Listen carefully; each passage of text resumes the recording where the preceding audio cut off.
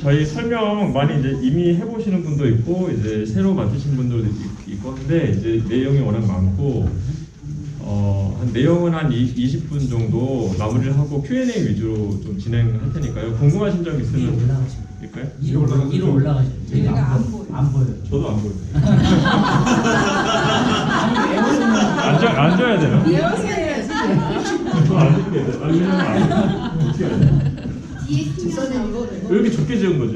여기? 여기 밀어지네요. 이거 보시면 될 거예요. 최첨단이네. 이거를 안 보이시죠?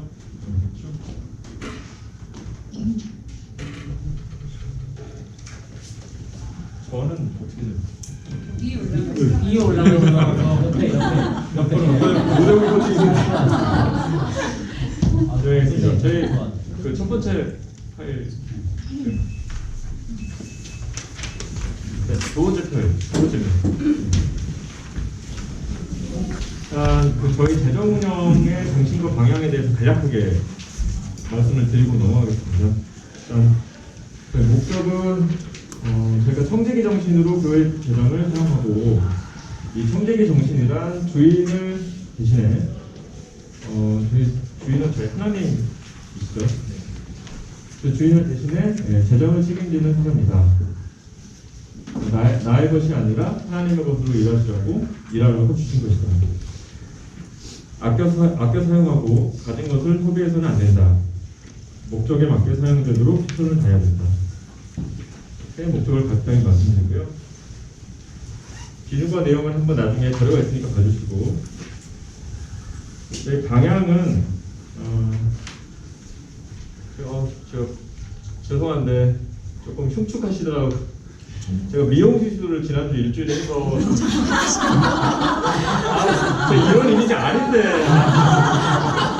너무 훔쳐가지고 어떻게 좋아라.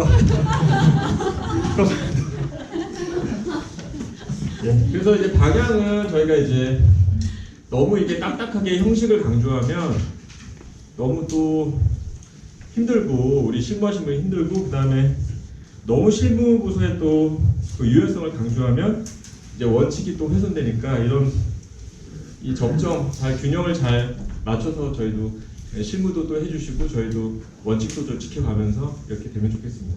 다음 화면이요. 자, 그 저희 재정 실무를 하실 때 이제 그 서류가 크게 세 가지가 있습니다. 주로 사용하시는 게. 그래서 제가 이제 견본을 갖고 나왔는데, 가장 많이 쓰시는 게 이거 기억나시죠? 이 재정청구서 기억나시죠? 재정청구서는 그 저희 비용을 저 재정 쪽에 청구하실 때 쓰시는 거고, 그 다음에 이제 비용이 집행됐다, 받았다 그러면 이제 두 가지를 하셔야 돼요. 이거죠. 하나는 월별 정산 명세서. 이거 다 홈페이지에 다 있습니다. 홈페이지에 엑셀도 있고 한글도 있습니다. 그래서 월별 정산 명세서는 이제 나중에 설명드리겠지만, 한마디로 우리가 영수증이 발생을 하면 영수증 내역을 뒤에 이렇게 A4지에 풀로 붙이시고 증빙을 하시고, 그 증빙 내역을 모아서 이 정산 명세서를 작성하시고요. 이거는 매월 작성을 하시는데, 이제 이거와 세트로 같이 작성을 하셔야 되는 게 월별 재정 집행 현황이에요. 뭐 나중에 자세히 설명드릴게요. 이 월별 재정 집행 현황은 뭐냐면, 아까 방금 설명드린 정산명세서는 영수증이 뒤에 첩부되잖아요. 예. 그거는 이제 우리가 돈을 세부적으로 어떻게 사용했다라고 보고하시는 거고, 월별 재정 집행 현황은 사실은 이거는 이제 약간의 보조 자료인데, 그 저희가 이제 그러니까 정산 명세서로도 한 그 비용을 어떻게 집행하셨다는 거는 한 70~80% 설명은 되세요. 근데 이제 저희가 이제 교회 재정이다 보니까 저 감사도 나중에 조금 해야 되고, 저희 이제 재정부에서 검토도 또 꼼꼼하게 해야 되기 때문에 이 재정 집행 현황은 뭐냐라고 하면, 그 실제로 저희가 이제 각 부서 통장이 있지 않습니까? 그 통장에 입출금 내역과 동일하게 작성하시는 거세요. 네. 자, 디테일은 좀 더 설명해 드릴게요. 그리고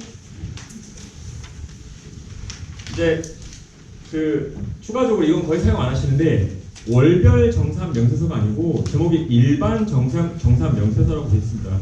이 일반은 뭐냐?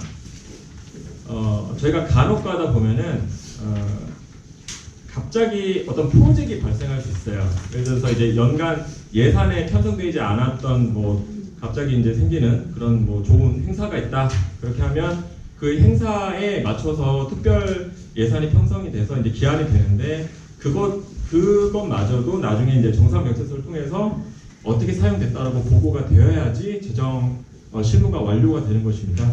그래서 이런 용지가 있는데 이걸 NCRG라고 하거든요. 여러분께서 볼펜으로 이렇게 쓰다 보면은 위에다 작성하면 이렇게 뒤에가 이렇게 먹지처럼 이렇게 되세요.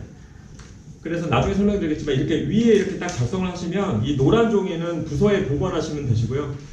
이 위에 하얀 종이는 이제 저 간사님한테 제출을 하시면 됩니다. 그래서 이제 간략하게 이제 문서를 설명을 드렸고요. 이 세부 내용 말씀드리겠습니다. 저 화면이 안 보여서 제가 이것과 이것도 분분해서 하겠습니다. 그 재정 청구서는 지출 항목이 부서 예산에 있는 경우에 하나입니다. 네, 그러면 없는 경우는 뭘까요? 네, 기한서를 작성하셔야 됩니다. 네. 그래서 가장 중요한 것은 우리가 이제 한 해 예산을 각 부서에 다 받으셨기 때문에 그 각 부서에 이미 예산이 편성된 항목이 있는 경우는 당연히 재정청구서를 작성하시니까 여러분 재정청구서를 가장 많이 작성하시게 되겠죠. 그래서 이제 이 재정청구서를 가장 자주 하시니까 몇 가지 유의사항을 드리면요. 건당 가로 열고 건당 100만 원 미만이라고 되어 있죠. 그 얘기는 뭐냐면 부서 예산에 있음에도 불구하고 아까 보여드린 재정 청구서 한 장을 제출하실 때 총금액 기준으로 100만 원 이상이 되면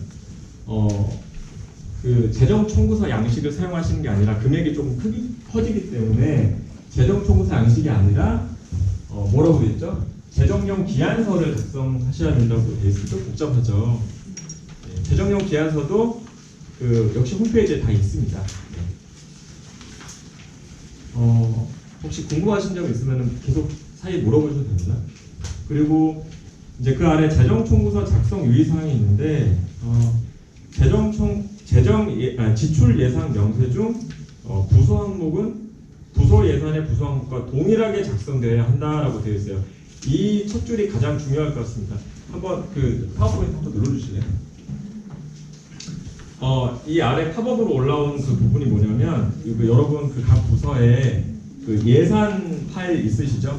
예, 회계 담당자하고 부장님은 다 예산 파일 있으실 겁니다. 그 예산 파일 예시로 캡처해 놓은 건데요. 예산 파일 보면은 이 대분류가 있고 소분류가 있고 이게 이제 부서 항목인데요. 대분류 소분류는 이렇게 어차피 저희가 정해진 체계에서 쓰는 거라서 거의 정해져 있고요. 그 분류 하에 하위 항목으로 부서 항목이 있습니다. 뭐 예를 들어서 이거는 이제 찬양대 건데 간식비가 있고 지휘자 예비비가 있고 악보구입비가 있죠. 그래서 예를 들어서 악보구입비를 저희가 재정 청구를 할 때는 이 재정 청구서에 적으실 때 이 부서 항목을 예산서를 항상 같이 보셔야 돼요. 예산서의 부서 항목과 동일하게 적어주셔야 저희가 이제 1년에 저희 실무 또 간사님 또 감사까지 잘 이루어질 수 있습니다. 그래서 이거는 재정집행 현황표까지 이제 관련되어 있는 거라서 이 부서 항목은 늘 예산서를 같이 보시고 동일하게 작성 바랍니다. 네, 한 번 더 눌러주시고요. 아래 계속 설명드릴게요.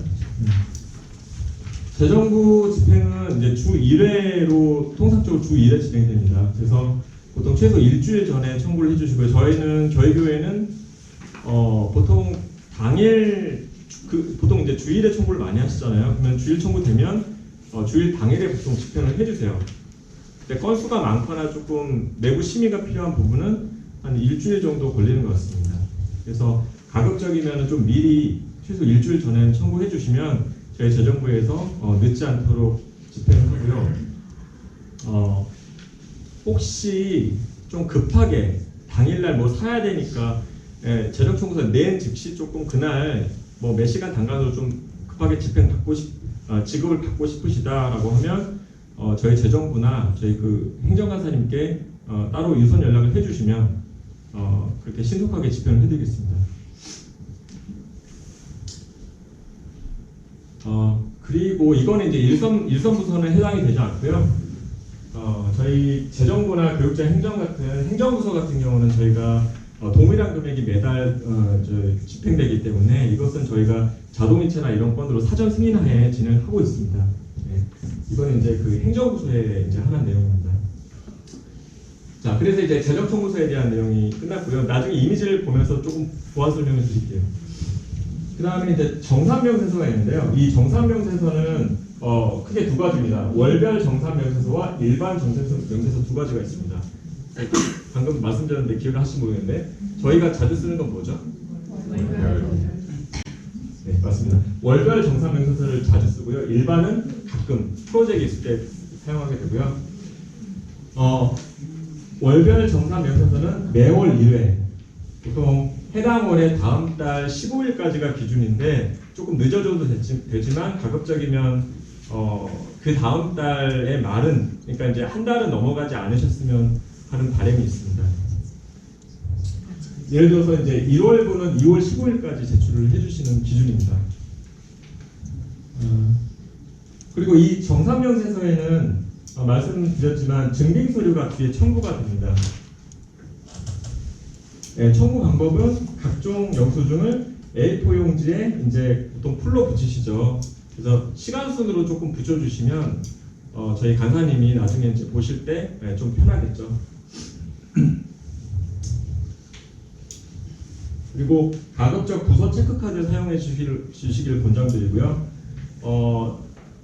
같은 부서에 다른 성도분이 먼저 뭐 쿠팡 같은 걸 지출을 하고 그분한테 이제 보내주실 수도 있는데 가급적이면 부서 체크카드로 이렇게 사용해 주시길 바랍니다. 근데 뭐 쿠팡 이런 걸 사용하시다 보면 체크카드가 아마 결제 그 카드로 사용이 안 되실 거예요. 그런 부분은 뭐 개인 카드로 쓰시고 또는 이체를 하시고 나중에 이제 저희 재정을 나중에 받으시면 됩니다.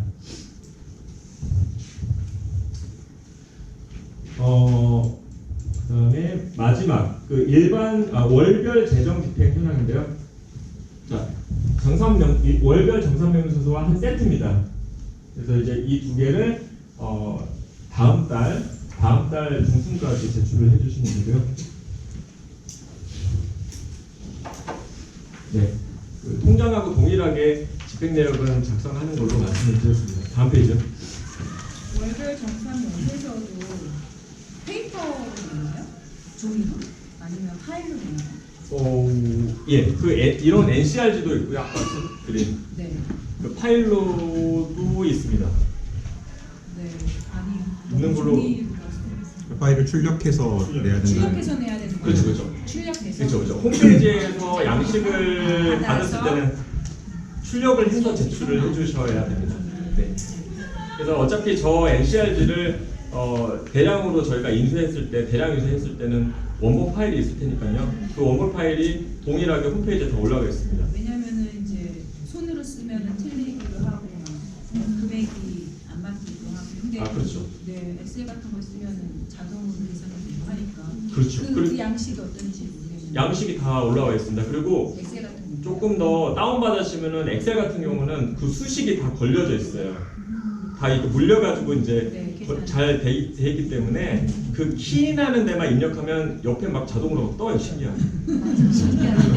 얼마나 하면 되는데 그런 거를 신기하게 다 해드렸는데 그걸 몇 시간을 대겨가시고 분들 계세요. 그러니까 그런 게 있다는 거죠. 네, 있습니다. 네. 그러니까요. 이게 라인을 지우면 이게 보통 썸 네. 펑션을 안 하고 이렇게 라인 바이 라인 더하셔서 놓으셨기 때문에 에러가 뜨더라고요. 조심하셔야 돼요. 그러니까 제가 지운 라인에 추가를 하면 그 수식이 안 들어가 있는 게 아니라 맨 밑에 썸은 그 라인 바이 라인으로 제가 다 저장을 지정을 해놨기 때문에 썸이라는 펑션은 안 돼 있어요. 그거 꼭 생각하셔야 돼요. 근데 기본 나머지 한번 열어보시고요. 저 정도는 몰랐습니다. 그리고 이제 기한서 가끔 쓰시거든요. 예를 들어서 이제 이런 경우 이제 그 뭐 다음 세대가 많으실 것 같아요. 수련회 가면 보통 100만 원 이상 쓰시잖아요. 숙박비랑 뭐 식비랑. 그러면 다 해서 뭐 이렇게 해가지고 이렇게 넘치니까. 그래서 기한서 쓰시는데 기한서도 그 워드 파일, 한글 파일인가요? 한글 파일인가 저 다운 받으셔서 이렇게 입력하시게 될 거 컴퓨터로. 그리고 뭐 약간 뭐 이렇게 샘플 겸해서 뭔가 이렇게 텍스트나 이렇게 다 좀 돼 있습니다. 그리고 이제 그 모든 문서 하단에는 그 작성 가이드라인이 좀 돼 있습니다. 그래서 그걸 잘 보시면 될 것 같습니다. 기한서에 꼭 들어가야 되는 내용들이 있으면 알려주시면. 기한서는 사실 원칙은 자유인데요. 그러니까 일단은 일단 이따가 예시가 있을 것 같은데 그 페이지 볼까요? 아니요 100만 원 예, 7페이지네요. 이게 네 이런 식으로 예시입니다. 그러니까 기한서의 목적이 있을 거고요. 그러니까 주요 내용이 있을 거고 그 아래 이제 저희 청구하는 금액이나 이런 것들 예산 정보가 있습니다. 그래서 이제 원칙은 자유인데요. 좀 그래도 기한서다 보니까 어떤 이유 목적으로 청구가 되는 거고 어떤 일정 및 프로그램이나 이런 사용 목적이 각각 항목이 있고 각 항목당 계획은 어떻게 되는지가 있습니다. 그래서 예를 들어서 동시에 그 부서에 행사가 뭐 2개가 있다 라고 하면 어떻게 해야 될까요? 그 질문 많으신데 각각 하시는 게 맞을까요? 아니면 같이 해주셔도 맞을까요? 자유입니다. 자유예요? 자유입니다. 그 대신에 내용은 예를 들어서 수련회가 있고 뭐 아우팅이 있다. 두 건이 동시에 같은 날에 다 진행된다. 그러면 뭐 수련회 및 아우팅에 대한 청구의 건 이런 식으로 제목을 정확하게 하시고 내용도 구분하게 좀 빽빽하더라도 넣어주시면 됩니다. 저희가 페이퍼웍을 문서 작업을 많이 뭐 줄일수록 좋긴 합니다. 네. 그래서 기한서는 그러면 정확한 금액이 아닐 수 있겠네요. 기한서는 이제 예산이니까요. 예산 금액이고 그러면 여기 그 다음에 할 게 재정 청구서가 들어가는 건가요? 그렇죠. 그래서 다 하루에. 쓰시고 나서 아니죠. 이게 재정 청구서의 대신입니다. 그러니까 이 기한서는 뭐냐면 여기 아래 보시면은 자 여기 있습니다. 자 기한서의 작성 사례는 다음과 같습니다. 건당 100만 원 이상 시 예, 재정 청구서에 한 장의 재정 청구서의 총합이 100만 원 넘어가면 기한서로 쓰셔야 돼요. 네. 이것도 그러면 사후에 쓰는 거예요? 사건 발생 사전이잖아요. 사전입니다. 예, 수련회 겐치잖아요. 네, 맞습니다. 그럼 수련회 끝나고 나서는 뭘 청구해야 되나요? 이걸 끝이 청구는 아니고요. 그러니까 정산면세서와 정산명세서 재정 청구 정산명세서 그다음에 월별 재정 집행안과 월별 정산명세가 저도 건 그리고 한 세트로 된 거를 사후적으로 이렇게 썼다. 쓰고 나서 잔액은 이거 남았다. 이렇게. 예. 제가 알기로는 어차피 저거라면 재정은 통장으로 들어오잖아요. 네. 저희 통장을 그러니까 그걸 가지고 쓴 거는 다시 그냥 저희 영수증 하는 걸로 하면 되는 거. 예. 그러니까 저희가 지금 이승정 선생님 궁금한 저게 예. 저렇게 돈을 받으면 이제 영수증 어떻게 내는데 저거 자체가 돈이 저희 통장으로 들어오니까. 맞습니다. 그 통장 저희가 일단 요거 할때 앞에 드린 것처럼 그냥 그 재정 집행하나 이런 거 하니까 그거 할 때 똑같이 나오면 그냥 해야 돼요. 맞습니다. 네, 그게 헷갈리십니다. 사실 그러니까 원래 재정 청구서 해야 되는데 이렇게 뭐 100만 원이 넘거나 아니면 예산이 없거나 뭐 이런 것들 있잖아요. 이런 것들을 기한서로 대체하는 거예요. 왜 이렇게 그러면 야 재정 청구서로 하면 되는데 왜 기한서 같은 거 따로 만들었어 복잡하게. 그런데 이제 이 기한서는 이거 보시면은 조금 이제 이게 이제 그 어떤 회사로 치면은 전결이나 자금관리 규정에 해당되는 거거든요. 그래서 이제 금액이 커지거나 예산이 없거나 하면은 기존의 예산은 이미 승인이 난 금액들이니까 그 안에서 쓰면 되는 것이야, 목적성 맞게. 근데 이제 그거를 벗어난 것들은 별도의 뭐 통제랄까요? 뭐 어떤 우리가 지켜야 되는 원칙을 또 제시를 합니다. 그래서 이제 이런 이 내부 정결 이렇게 뭐 부장, 교육자, 운영위, 담임 목사 이렇게 올라가는 것도 좀 다릅니다. 기존 재정 청구서가요. 그래서 이제 관리 차원이라고 보시면 될 것 같아요. 되셨죠? 그러면 다시 앞으로 가서 시간 30분이 됐는데 조금 할게요. 기한서 좀 설명이 되셨을 줄 알고요. 네. 그다음에 이제 방금은 저 재정용 기한서를 보셨는데 일반용 기한서가 있을 수 있어요. 이건 뭐냐면 비용 지출을 동반하지 않는 어떤 교회 내 큰 결정들, 의사 결정들이 해당되는 건데, 요거는 뭐 저희 그 행정 목사님이나 교육자 행정실에서 많이 쓰실 것 같아요. 그다음에 증빙 서류 말씀드릴게요. 좀 중요한데요. 적격 증빙 서류라고 있습니다. 카드 전표, 현금 영수증, 세금 계산서, 뭐 어떤 계약서, 계약서는 뭐 우리 공사할 때 계약서 이런 거 있죠. 적격 증빙 영수증은 맞지만 세부 내역이 다 있어야 되니까 원칙적으로 다 있어야 됩니다. 예를 들어서 저희가 이제 수련회 가는데 마트 가서 한 20만 원이 나왔습니다. 근데 이제 마트 가면 보통 이제 길게 뽑아주잖아요. 그렇게 필요한 것이죠. 근데 이제 어떤 가게 가면은 이제 뭐 이렇게 짜리몽땅한 그 종이 조금 주면서 총액만 나와 있는 건 있어요. 그거는 적격 증빙 영수증에 해당되긴 하지만 그 형식적인 요건에 맞지는 않습니다. 저희가 총액만 나와서는 어떤 용도로 썼는지 모르니까요. 그리고 이거 관련해서 한 가지 더 말씀드리면, 여러분 부서의 어떤 성도분이 예를 들어서 어떤 지출을 하셨어요, 개인 카드로. 그러면 부장님이나 회계 담당 성도분이 우리 부서 통장에서 이체해 주시잖아요. 예, 이체해 주실 때 보통 저희가 이제 통장 정리를 하다 보면 이체하고 나면 이제 수신자가 나오고 돈 받는 사람이 나오고 이제 비고가 나오잖아요. 비고가 뭐죠? 저교 나오잖아요.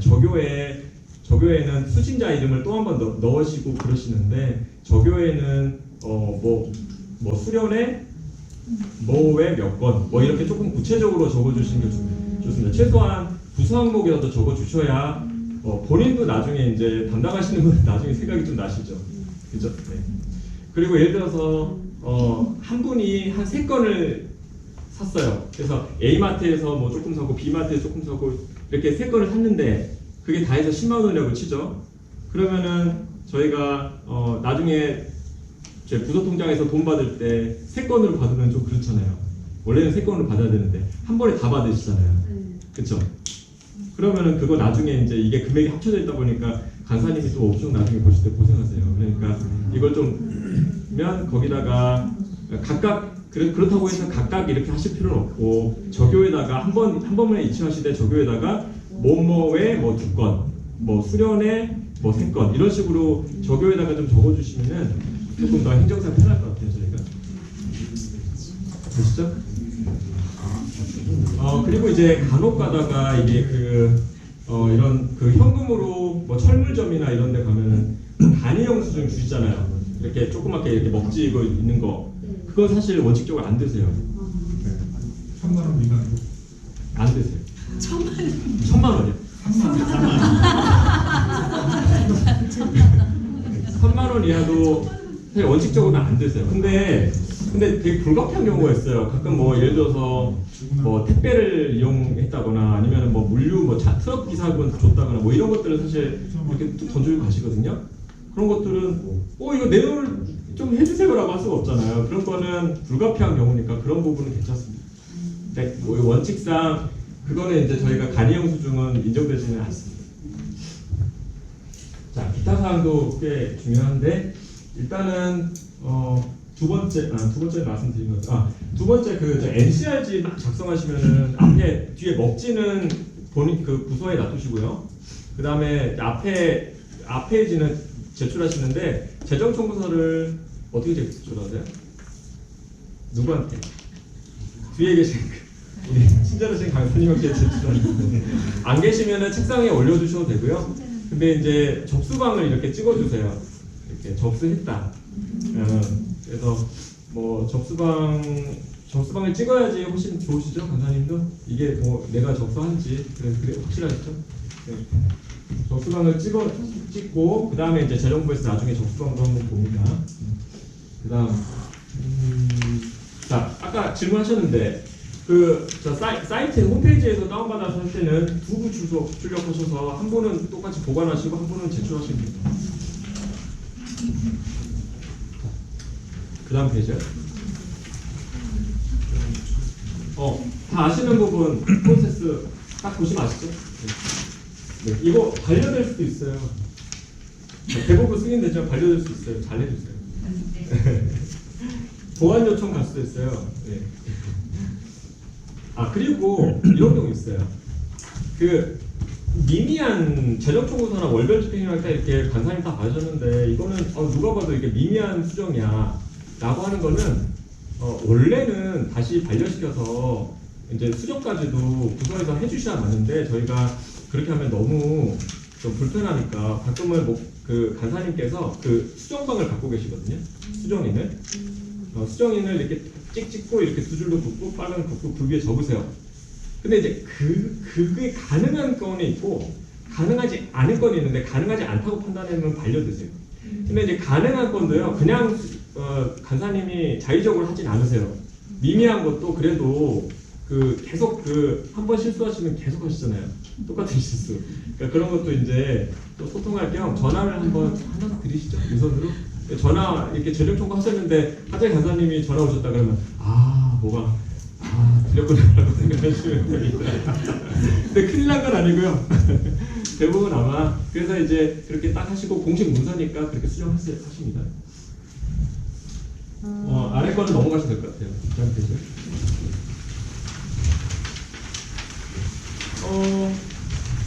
거의 설명드린 부분은 이제 스킵을 하고요. 자, 재정청구서 이제 문서 하나씩 보실 텐데, 자, 위에 접수방 이제 간사님이 찍어주신 부분인데, 이거는 부서 보관용 서류는 접수방 필요 없으시죠, 굳이? 예, 제출되는 거 찍으실 거예요. 그리고 이제 여기 보면은 재정청구서에 부서 항목 있잖아요. 부서 항목 맞죠? 부서 항목. 이거는 친절하게 아래 부서 예산 참고에 돼 있죠. 이거 반드시 이것만 맞추시면은 모든 게 온라인이 쫙 됩니다. 감사까지. 예, 이게 틀려버리면요, 이게 오리무중이에요. 전부 다 찾을 수가 없어요. 그래서 이것만 하시면 절반 하시거든요. 그치? 예. 그래서 이제 해주시고 그 아래에 예산 집행현황 요거에 대해서 질문이 조금 있으신데요. 이렇게 팝업 한번 눌러보실까요? 예, 올라오죠. 그러면 여기에 뭐 넣어야 되냐 자꾸 이제 헷갈리실 수 있어요. 정리 한번 해드릴게요. 자, 연간 예산 금액은 우리가 부서별 예산 총 금액 받으신 거 있잖아요. 그거 늘 똑같이 입력하실 거예요. 연간 집행 계획은 우리 부서에서 얼마 쓰신지를 아셔야 되잖아요. 네. 그게 이제 월별 재정 집행이나 정산명세 쓰시다 보면 정리가 되세요. 그래서 회계 담당하시는 분들은 수고스러우시겠지만 부서 NCRG 뒤에 먹지나 이런 부분을 잘 하시고 가끔 통장도 보시면은 어쨌든 여태까지 이거 썼다는 겁니다. 1292만 원 중에서 50만 원 쓰셨다는 거예요. 현재 이 사례는. 예, 이거는 이 집행누계는 현재 내가 이 재정 청구서 이건 청구하는 금액 포함될까요, 안 될까요? 그렇죠. 예. 여기에는 안 됩니다. 누계란 건 뭘까요? 누계. 여태까지 누적으로 쓴 돈이에요. 예, 집행됐다는 건 썼다는 거잖아요. 자, 그 다음에 예산 잔액은 자동으로 산출되세요. 이거는 그냥 이거 두 개 입력하면 되세요. 그리고 요건 뭘까요? 부서계좌 현재 잔액은 뭘까요? 통장이라는 거. 그렇죠. 통장 잔액을 잘 관리하셔야 됩니다. 너무 적어도 안 되고요. 빠져나갈 돈이 있는데 돈이 없어. 그 다음에 너무 많아도 안 돼요. 100만 원 넘으면 사실 우리 교회는 반납하게 돼 있어요. 기간이 얼마? 자, 너무 좋네요. 돈들이 많이 남으셨나 보죠. 이러시면 안 돼요. 그래서 이제 원칙과 이제 실제 적용이 있는데 저희가 운영을 해보니까 글쎄요. 그러니까 이제 이게 이번 달 집행이 안 되고 다음 달 2월 되는 분도 많잖아요. 그래서 사실은 이게 100만 원이 원칙이긴 한데 굳이 반납을 하시겠다라고 하면은 100만 원 딱 컷오프 해가지고 반납하시면 되고요. 아 이거는 조금 저희가 쓸지도 몰라요. 어차피 청구될 거니까 월말에 다 반납할게요. 나오면 이렇게 좀 뭐 유도리 있게 조금 얘기하시려면 여기 어떻게 됐죠? 여기 밑에 보시면은 자 통장 잔액이 100만 원 이상인 경우 사유 기재를 하시면 됩니다. 네 사유 없이 100만 원 넘으면은 저희 간사님 전화 드릴 거예요. 네. 왜 이러세요? 막 전화 드릴 거예요. 네. 기재를 어디다 해야 기억은 그냥 여백에 하시면 돼요. 옆에. 사실은 이게 사실 약간의 이게 원칙적으로는 안 되기 때문에 좀 여백에 이렇게 그냥 당구장 표시하시고 이렇게 이번에 다음 달 사용 예정 또는 알고 있어요 이렇게 적으셔도 돼요. 나 알고 있어 가져가지 마 이렇게 적으셔도 돼요. 서로 소통만 되면 있어요. 자, 네 아시겠죠? 그다음 되죠? 청구를 하고 나서 그럼 재정 청구를 하고 나서 네. 돈을 받잖아요. 네. 그러면은 언제까지 다 써야 된다라는 기준이 있는 거예요? 물론 뭐 이제 쓸 게임이 있으니까 청구를 했겠지만 예를 들어서 네. 이제 뭐 한 달에 한 번씩 청구를 하겠다 마음 그냥 먹었어요. 예, 순장님. 네, 그러면은 예, 성교를 하시기 때문에 충분히 가능하신 한 분이시죠. 달에 한 번씩 이제 청구를 하겠다 해서 네. 마음을 먹고 이제 돈을 받았어요. 그러니까 집행을 받았죠. 예. 그러면 통장에 돈이 들어왔잖아요. 그 상황에서 그 달에 뭐 집행하려고 그러니까 사실 뭔가를 구입하거나 하려고 했는데 네. 하지 못해서 이제 다음 재정 청구하는 시점에 그 돈이 남은 거예요. 남은 거죠. 네. 그러니까 이제 재정 청구 시점이 사실 붙어 있는 경우 또 큰 금액이라고 하면 100만 원이 넘을 가능성이 있거든요. 그렇죠. 그러면 이제 청구하는 텀을 좀 어떻게 조절을 해야 하는 건지 아니면은 네, 맞습니다. 네. 중요한 질문인데요. 사실 솔직히 말씀드리면은 그 써야 되는 사용 기한의 텀의 기준은 사실 저희 없습니다. 그러니까 이제 저희가 이제 보통 그러니까 충분히 이제 선교 쪽에서는 선교활동 쪽에서는 이게 좀 긴 프로젝트도 있고 네. 그렇기 때문에 좀 금액이 좀 이게 큰 경우도 큰 있고요. 경우에 예, 긴 그렇죠. 그렇죠. 그래서 이제 그 기준이 있으면 또 복잡해지는 활동들이 또 있습니다. 그래서 기준을 안 두는 경우도 있습니다. 그래서 이제 그 텀에 대한 기준은 없기 때문에 이 그 스스로 어차피 이게 이제 계획하에 쓰는 거니까요. 기한을 하셨든 기존에 예산이 있으셨든 간에 그 활동의 성격이나 이런 일정이나 이런 것들도 이미 대략적으로 정해져 있고 이게 이제 실질적으로 집행하다 보면 여러 가지 변수 때문에 그게 길어질 수도 있고 짧아질 수도 이러잖아요. 그래서 이제 그런 것들은 그 잔액이 100만 원 남으셨더라도 일단 부서에서 정확하게 왜 이게 100만 원 이상 남았는지 인지를 하신다는 조건하에 저희 재정부나 아니면은 그 간사님하고 소통을 잘 해주시고 간단한 소통은 이렇게 옆에 좀 적어주시면 되고 수기로 좀 빈 공간 많습니다. 네, 적어주시면 되고 조금 이게 우리도 어떻게 몰라요. 어떻게 될지 모르는데 한번 해볼게요라고 하는 부분은 소통을 가볍게 또 이제 간사님하고 해주시면 돼요. 간사님이 가끔 정기적으로 부서별 통장 잔액 보시죠? 네, 보신답니다. 그래서 한번 보시고 이런 소통이 없는 쪽을 한번 여쭤보시긴 할 것 같아요. 맞죠? 네. 권장하는 텀이 있는 거예요. 3주 이런 식으로. 권장한 텀은 한 달입니다. 한 달. 네, 다음 페이지 보시죠. 그 다음에 잠깐만요. 넘어갔네요. 예. 기한사 아까 보셨죠? 네, 이거 보신 줄로 압니다. 네, 그 다음 페이지. 네, 월간 정상면에서 또 역시 하나 말씀드리면 네, 이거 동그라미 있으니까 이건 1월분이다, 2월분이다 있겠죠. 월별이니까. 그 다음에 이제 자, 이거 월별 정상면에서는 이거 지출 내역 조금 보시면요. 구성목 일단 보실까요? 구성목 그 온라인 시키신 거 아시죠? 이제. 네. 그 다음에 지출 내역이 조금 구체적이에요. 이거는 왜 구체적일까요? 뒤에 영수증을 또 이렇게 첨부하시기 때문에 조금은 더 구체적일 수 있죠, 그죠? 우리가 통장 그 거래 내역보다는 더 더 사유가 있겠죠. 그래서 좀 뭐 이렇게 뭐 자유롭게 적어주시면 되고 지출처 적어주시면 되고 지출 금액 적어주시면 되고요. 이렇게 남는 부분은 이렇게 하셔가지고 땡땡 이렇게 이런 식으로 더 이상 나 이거 이 아래는 뭐 적지 않을게요 이렇게 마감을 해주시고 이제 금액 적어주시고요. 이게 엑셀에는 다 이게 되는데 아까 자동으로 계산되는 쪽입니다. 네, 편입니다. 네. 그다음에 이제 자세한 건 아래에 같이 보시면 되세요. 그 다음 페이지죠. 자, 그러면 우리 한 세트 쌍둥이. 자, 월별 재정 기준 현황도 월분이라는 게 있고요. 여덟분 이런 게 있고. 자, 이거 보면은 맨 위에 줄 보면은 1월 여기 사례가 1월 3일 날 수입이 있는데 재정부에 50만 원이 있었고요. 통장 잔액이 있고 이제 이게 그 우리 통장 그 거래 내역하고 동일하게 보시면 됩니다. 네. 그래서 쭉 보시면은 입금액, 지출액, 통장 잔액. 자, 여기 하나 그 우리 중요한 질문 많이 들어온 거 하나 공유 드릴게요. 그 다음 세대에 이런 게 많은데요. 청소년 수련회를 예를 들어 갔는데 보통은 재정이 그렇게 충분치 않아요. 물가도 많이 올랐고 재정이 그렇게 좀 이렇게 여유 있게 드리지는 않고 있습니다. 근데 그래서 이제 성도분들 개인적인 헌금, 목적헌금이 들어오는데 그 목적헌금이 들어온 부분을 여러 가지 질문이 있을 수 있어요. 그냥 별도의 그 현금을 떼가지고 봉투에서 갖고서 그냥 쓸까요? 아니면은 저희 부서 통장에 입금을 아예 그냥 딱 하니 공식적으로 할까요? 또 다 쓰고 우리 재정 먼저 다 쓰고 이제 보통 목적은 나중에 순서상 쓰니까 목적원금이 좀 남았어요. 그럼 그것도 반납해야 되는 건가요? 똑같이 뭐 이런 질문들 있으시죠? 그죠?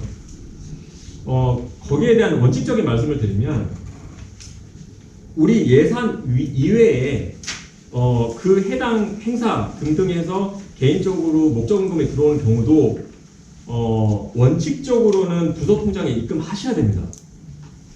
부서 통장 네. 재정부가 아니고 자, 재정부로 중앙으로 올 수도 있죠. 목적원금이 또는 우리 저 다음 세대 부장님한테 직접 드릴 수도 있고요. 그렇죠? 이렇게 뭐 이렇게 아무도 모르게 봉투만 놓고 갈 수도 있고 그렇지 않습니까? 그래서 이제 모든 경우는 다 원칙적으로는 부서 통장에 입금이 되세요. 이건 어떤 공적으로 쓸 헌금이잖아요. 그러면 그럼 질문이 나올 수 있죠. 아니 이거는 어떻게 해야 되나요? 그러면 그 돈이 섞여서 나갈 텐데. 네, 예 맞습니다. 방금 우리 수장님 말씀하셨다시피 입금액에 이제 성도분 목적금이 들어오게 되겠죠. 지출도 똑같이 포함돼서 이렇게 반영돼서 나가게 그대로 이제 기계적으로 적으시면 돼요. 그리고 그러면은 기한서 어떻게 쓰나요? 다시 돌아가서 그러면 수련회 기한서를 원래 100만 원이었는데요. 예산은 목적원금이 50만 원 들었어요. 근데 총 비용은 보니까 한 140만 원 나왔어요. 예산이. 그러면은 기한서 어떻게 작성해요? 그냥 100만 원만 예산치만 작성해요? 아니면 그 목적원금 포함해서 한 150만 원 정도 잡을까요? 포함해서 여기다도 넣으시면 돼요. 청구할 때 기한서에도 포함해서. 단지 기한서에 포함할 때는 총 예산이 150만 원이지만 이제 50만 원 정도는 우리가 성도분들 헌금 들어온 걸로 충당한다 또는 충당하겠다라고 뭔가 이렇게 그 정확하게 기한서에 적어주시면 됩니다. 그래서 모든 걸 다 투명하게 하는 게 원칙입니다. 기한서를 작성할 시점에 그걸 모르는 경우는 없고요. 그렇죠. 그게 가장 난맥입니다. 작았는데. 기도하시. 아니 어떻게 서울적으로 처리하느냐. 그러니까 보통은 이제 예산을 이미 주신 거기 때문에 예산을 100만 원으로 올렸는데 그 계획을 기한을 150만 원으로 올릴 수는 없죠. 네, 그러니까. 네, 그래서 이제 이미 들어온 목적 헌금이라면 포함해서 넉넉하게 150만 원 잡으셔야겠지만 들어오기 전이야 목적이 들어오기 전에 알 수도 없어. 그러면 그냥 100만 원으로 하고 근데 이렇게. 여기는 그러면 금액이 안 맞잖아요. 여기는 나중에 예를 들어서 50만 원 아, 추가했으면은 그걸 그거랑 안 맞잖아요. 그걸 생각 못했네요. 제가 그 사이에 일어나는 일들을. 아, 그게 걱정이에요. 어떻게 해야 될까요? 같이 머리를 모아보시고. 이런 변수 저는 지금 태아에 두고 있습니다. 그러니까 태아에 두고. 어디다? 어떻게 해야 될까요? 수정지 사이에 아, 들어왔어. 여기는 넣었는데 기한은 100만 원 했는데 지출은 자, 50만 원. 그 기한서와 추가 기한. 사후 자료가 늘 매칭 안 돼도 될 것 같습니다. 그런데 저 질문이 네. 네. 그건 매칭이 안 돼도 되는데 그 목적 헌금을 주신 분을 재정부 리포트를 안 해도 되나요? 재정부의 사전 리포트 얘기하시는 거죠? 그러니까 사후 리포트는 여기서 되는 거죠. 월별 정산명세서나 아니 아니 이쪽이 그러니까 들어왔다는 그 부서 예산이 아니고 그 네. 목적 헌금을 하신 분도 기록이 돼야 되잖아요.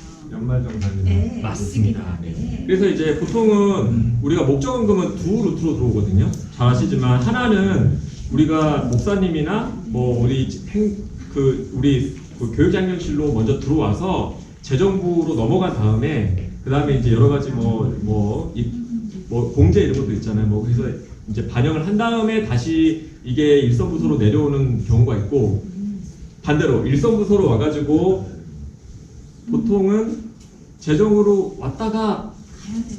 일선부서로 가야 되는데 일선부서에서 그냥 쓰이는 경우도 있습니다. 그러면은 그 헌금을 하신 분은 오직에 전혀 반영이 안 반영이 그렇게 안 되시죠. 그러니까 사실은 이제 그러니까 일선 부서로 직접 들어온 헌금도 이제 저는 이제 오직 공제 이거는 안 해도 돼요라고 하는 건이 아니라면 재정부로 또는 목사님한테 또는 간사님한테 거쳐서 한번 다시 받으셔도 될 것 같아요. 받으시는 게 맞는 것 같습니다. 그건 간사님이나 재정부 쪽에서 네. 확인해 주셔야 되는 거 간사님 어떻게 해야 돼요? 작년에 그런 경우가 있었거든요. 네. 근데 그걸 다 확인을 할 수가 없었고요. 네. 일단은 그냥 교회 그냥 잡수입으로 잡았어요. 잡았는데 그냥 일반적인 수입을 잡고 네. 헌금으로 입력은 안 했고요. 그냥 그걸 개인적으로 연락을 주시면은 지금 말씀하신 옮겼다가 이렇게 해서 헌금을 잡는 수밖에 없거든요. 지금 부서통장으로 바로 들어간 건수가 꽤 많았어요. 네. 다음 세대 수령 네. 때문에. 네.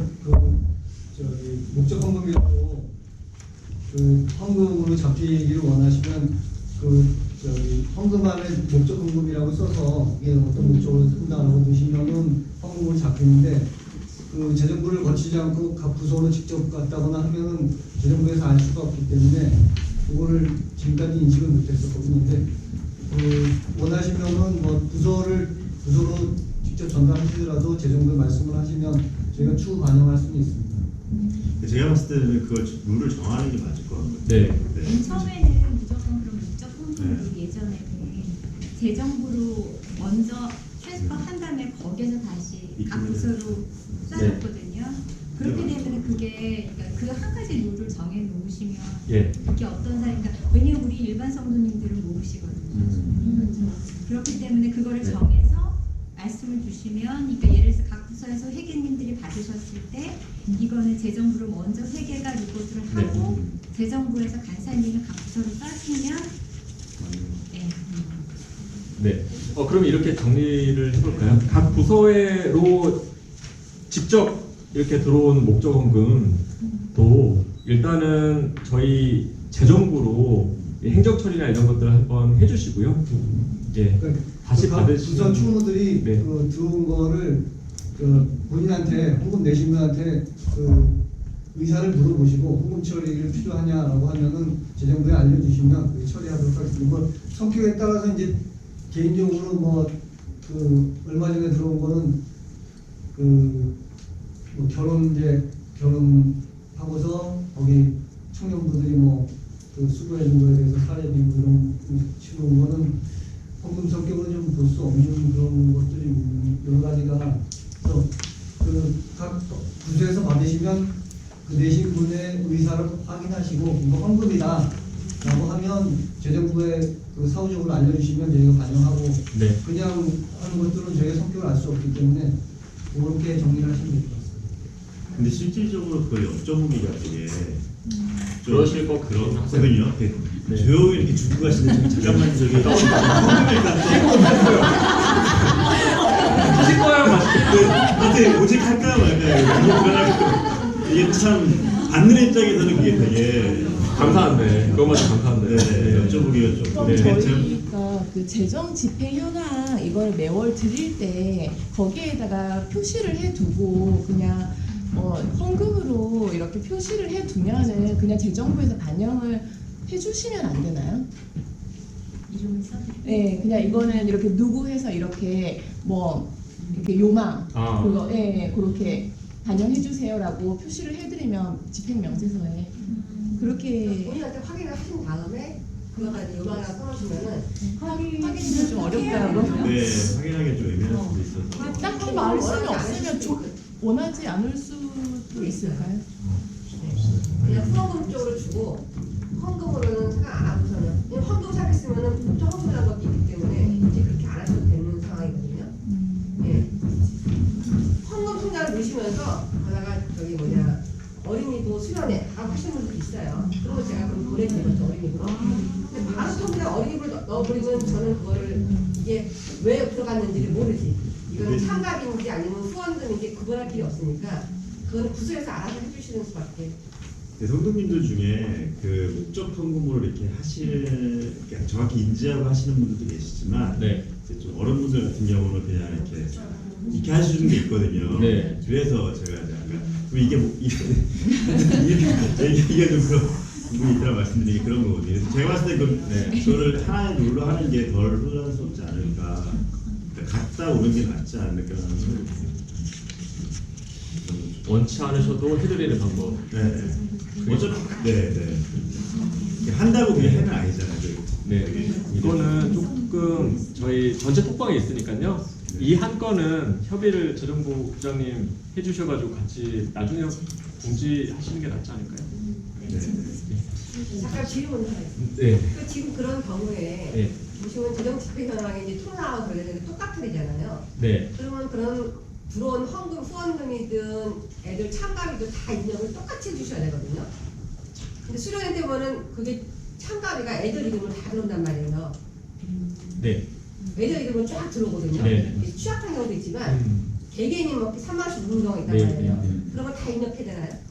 아니 그 옆에 표기를 해드리면 되지 않아요? 저희가 월별 명세 드릴 때 이렇게 형광펜이나 뭐 해서 이렇게 뭐 그러니까 이거는 지금 저거를 표시를 통장하고 똑같이 한다고 했을 때 네. 그러면 그날에는 차갑이 몇 명에서 그거 여기 수입에다가 차갑이 몇 명에서 얼마 이렇게 해서 묶어서 써도 되는지 네. 날짜는 틀리거든요. 아, 네. 예를 들어서 지금까지는 30명이다. 묶어서 쓰지 않았어요. 그러면 30명이다 그러면은 뭐 30주를 다 적으시기에는 너무 불편하시잖아요. 그러니까 이거는 누구의 몇 명 하고 그다음에 이제 입금된 거에 대해서는 나중에 그것도 또 학생들 같은 경우는 청년부 같은 경우는 참가비를 또 어떻게 그것도 한번 같이 하면 되지.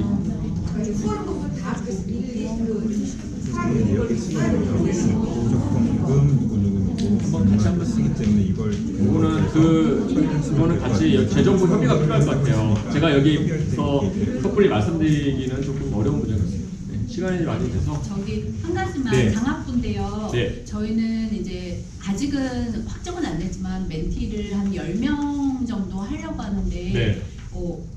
그러면은 그 재정기한은 100만 원이 이상 되면은 재정기한을 써라 이렇게 얘기하셨거든요. 근데 예. 똑같이 10달간 동일한 아이에게 지급을 해야 되는 건데 이거를 다달이 해드려야 되는지 아니면 하나로 10개월 쭉 해서 한 장으로 그냥 재정기한을 하면 되는지 똑같은 아이에게 10개월간 동일한 금액이 나가요. 20만원씩. 이게 케이스가 의전을 될때 3년 전부터 있었던 분인데 그 전에는 재정 전 부서의 우리 재정팀장이셨는데 아니 도와주셔서 감사합니다. 아니 그러니까 지금 우리 장학부 부장님께서 주셔가지고 그 전에는 재정부에서 장학부서 통장으로 싸드려서 장학부서에서 그냥 달달이 10명의 아이들한테 달달이 일정 금액이 계속 나갔거든요. 네. 그거에 대해서는 기한서나 재정집행이나 정산명세서를 작성하지 않았었어요. 근데 부장님께서 지금 이제 질문을 하시는 거죠. 그거를 달달이 예를 들어서 재정부에서 10명이면 일정 금액을 쌌어. 근데 그거는 100만 원이 매달 넘을 텐데 그렇죠. 이걸 달달이 기한서를 작성을 해가지고 정산명세서랑 월별 집행 현황을 써야 되냐, 아니면 그냥 1년치 10개월치를 한꺼번에 기한서를 작성을 해서 그 다음에 이제 저는 예, 제가 정확히 이해했고요. 후자로 하시는 게 맞는 것 같습니다. 왜냐하면은 이제 한 번에, 왜냐하면은 그게 이제 100만 원 일단 넘을 테고요. 재정형 기관서를 쓰실 텐데 또 재정형 기관서를 또 그 하나의 어떤 기관서라는 거는 사실은 이제 한 어떤 뭐 수련회, 또 아우팅, 뭐 무슨 뭐 시니어 부서 행사 이런 것처럼 하나의 행사 베이스로 건으로 나가는 건이고, 그렇게 되자면 이제 잔액 관리를 좀 잘 해주시면 되겠죠. 잔액이 이렇게 100만 원 넘어서 매달 이제 거의 남아 있을 테니까요. 이게 뭐 잔액이 안 나오거든요. 네, 정확한 금액이 나와요. 한 달 딱 들어서 그게 딱 그대로 다 나가 집행이 돼서. 그러니까 이제 예를 들어서 연간 필요한 거를 그거를 신청하시고 네. 한 번에 네, 그러면은 큰 금액이 한 번에 들어오시고 다달이 빠져나가잖아요. 아니에요. 매달 재정부에서 주세요. 너무 커서요? 한 번에는 안 주시고 달달이 주시면 네. 바로바로 빠져나가서 네. 잔고는 아마 0이 될 거예요. 저희들 뭐 네, 네. 우선 미팅 빼놓고서는 그냥 네. 몇달 기한서 작성하고 그냥 1년 동안 그렇게 진행하는 걸로 할까요?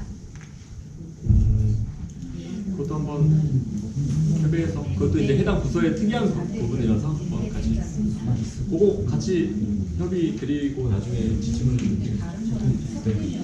그 시간이 조금 벌써 2시간 넘었고요. 마지막 페이지만 보고 마무리하겠습니다. 네, 다 이거 설명드리고 기한서만 보시면 되고요. 그 다음 페이지. 네. 일단 그 Q&A가 많았던 부분 마지막으로 소통드리고 마무리하겠습니다. 식비 인당 1만 원 이하의 경우로 저희가 예산이 편성되어 있는데 음료, 커피, 제과류 등 간편식 대체 가능한가요? 예를 들어서 식비를 식당 가서 해야 되는데 상황이 여의치 않아서, 또는 해당 성도분들이 뭐 밥맛이 또 없다거나 뭔가 여러 가지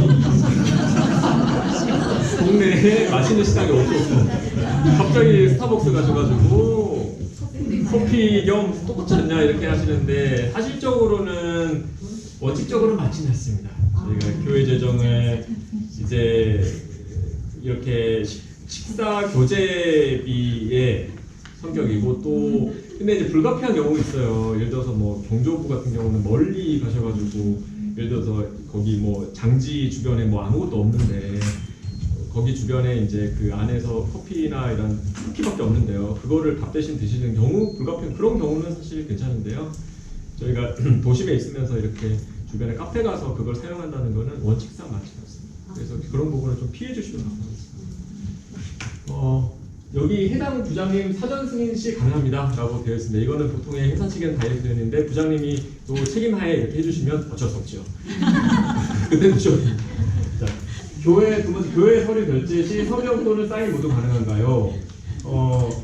헷갈리는데요. 사인은 막 날려서 하는 것 같고 서명은 정자로 하는 것 같은데, 저희는 서명 전자 한글 정자로 해주시면 됩니다. 네. 그다음에 예산 안에 없는 급한 진행건이 있습니다. 이거는 행정적으로 많이 가끔 발생을 하는데요. 선집행 후기 결제, 기한서 정산명세서 모두 작성해야 되나요? 자, 지출 금액에 따라 다릅니다. 1만 원 미만 건은 기한서 생략되고요. 200만 원 이상 건은 당연히 금액이 크니 사후적으로 기한서, 일반 정산명세서 둘 다 작성합니다. 이거는 행정 쪽에 거의 국한됩니다. 재정 청구 보통 일주일 전에 말씀해달라고 또 말씀드렸습니다. 네.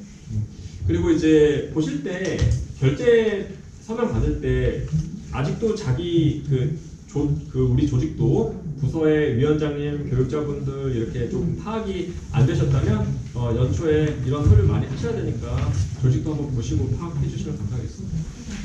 자, 이상으로 Q&A까지 마치겠습니다. 감사합니다.